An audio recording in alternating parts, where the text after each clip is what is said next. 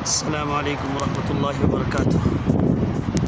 محترم ناظرین و سامعین، میں ایسی جگہ پہ موجود ہوں جو صلح حدیبیہ کے حوالے سے ہے۔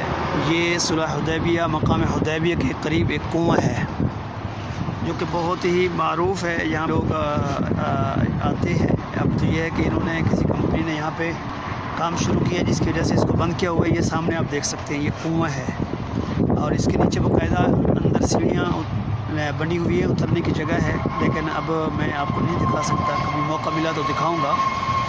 یہ وہ کنواں ہے جس کے متعلق معروف ہے کہ اللہ کے نبی صلی اللہ علیہ وسلم جب حدیبیہ کے موقع پر یہاں پہ آئے تھے تو یہاں سے پانی تناول فرمایا کرتے تھے، حجاج یہاں سے گزرتے تھے تو اسی کا پانی استعمال کرتے تھے۔ یہ جو موجودہ تعمیر آپ کو نظر آ رہی ہے، میں نے یہاں اس کی تاریخ پڑھی ہے، لکھی ہوئی ہے اس کے اوپر۔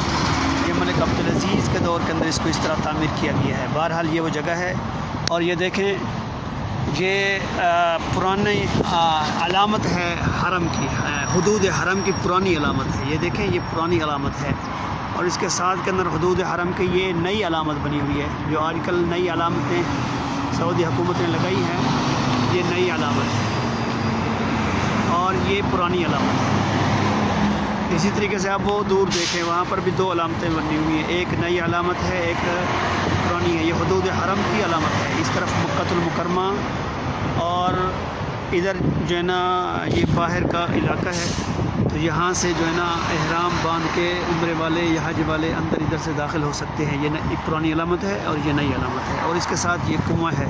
پہلے یہاں پہ حاجی لوگ آ کے یہاں سے غسل کیا کرتے تھے، پانی استعمال کیا کرتے تھے، اور اس کے متعلق میں نے گزارش کی ہے، رسول اللہ صلی اللہ علیہ وسلم کے دور کے اندر بھی یہ کیا نام ہے، کہا جاتا ہے کہ یہ کنواں موجود تھا۔ آقا علیہ الصلوۃ والسلام نے اس سے اپنا پانی تناول فرمایا تھا، اور اس طرح یہ ایک تاریخی جگہ ہے۔ اللہ تعالی ہم سب کو دین پر مکمل عمل کرنے کی توفیق عطا فرمائے۔